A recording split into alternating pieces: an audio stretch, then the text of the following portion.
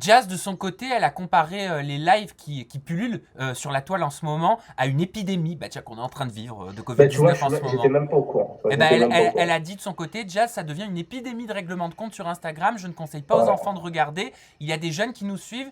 Ils n'ont pas besoin d'entendre ce genre de truc. Fanny Salva, qui avait débuté dans les Marseillais, a dit de son côté, on en parle de la nouvelle mode de faire une télé-réalité sur les lives. Je pense que ces gens-là n'ont plus de buzz à faire, donc ils vont se clasher.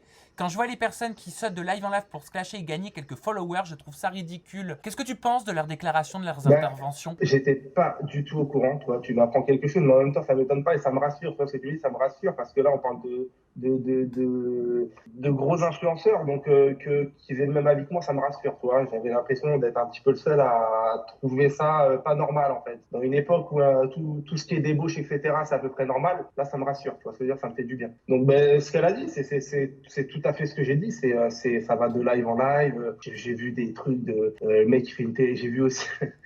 J'ai vu les princes de l'amour made in live Instagram. Je crois que c'était Ilan qui avait fait ça, qui a fait un Non, pas live. vu. J'ai entendu parler de ça, qui faisait un live en fait où il faisait venir des meufs qui étaient en fait en gros il y avait un pseudo casting avant. Les meufs elles postulaient, elles envoyaient un message en messagerie privée. Bon moi je veux participer machin.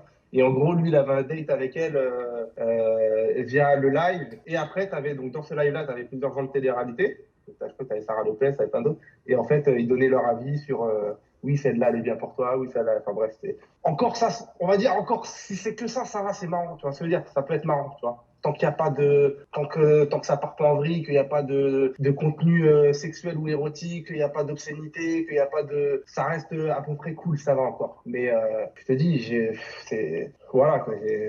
J'ai vu un live, je l'ai vu ce live justement de Adrien Laurent et Ruby Nicara. Donc Ruby était sur le live d'Adrien. Ruby twerkait, elle dansait. Ils étaient à 70 000 abonnés, enfin 70 000 vues, je veux dire. Viewer. Et et en fait, Adrien, il lui dit ouais, elle dit ouais.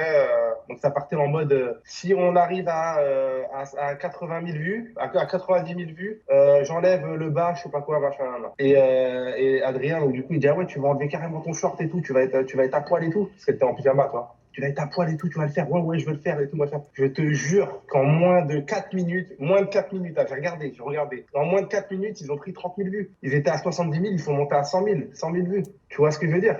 Pour voir ça, en fait, c'est les gens, ça les intéresse, en fait. En fin de compte, en fait, ils jouent un peu avec la perversion des gens, tu vois. Et ça marche, en fait. Essaye de faire un live et tu dis, au bout de 30 000 personnes supplémentaires, je sais pas, je vais vous apprendre un truc intéressant, ou je vais vous faire un truc intéressant ou instructif, ou personne viendra, les gens n'en ont rien à foutre, en fait.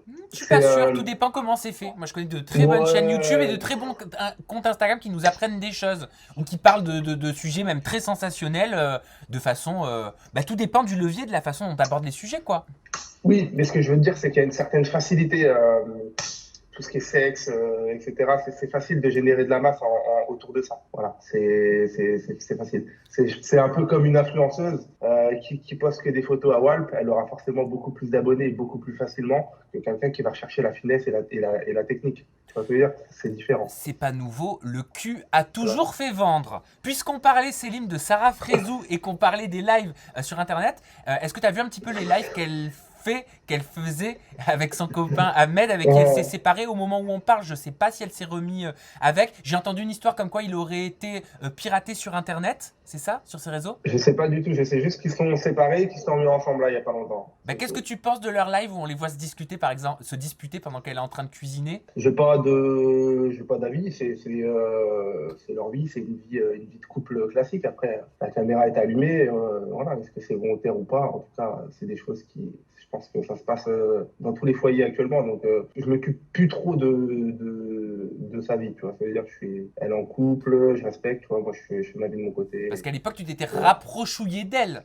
dans Les Anges. Bah, non, mais après, on peut encore en reparler encore à chaque fois. Mais tu sais que ça me lâche pas. Les gens, quand ils me voient dehors, ils disent, ouais, c'est l'ex à Sarah. Mais en vrai de vrai, je leur dis, mais quand tu m'as vu sortir avec elle, je suis jamais sorti avec elle. Mais tu sais, les gens, ils m'ont associé à elle directement, tu vois ce que je veux dire. Alors que je suis jamais sorti avec elle, officiellement, et même officieusement. Je l'ai jamais embrassée. Enfin bref, voilà, tu vois, ça fait quand même beaucoup de choses qui manquent pour être en couple. Donc c'est vrai qu'on était très proches et qu'il y avait eu un conflit à l'époque, c'était dans les anges 11.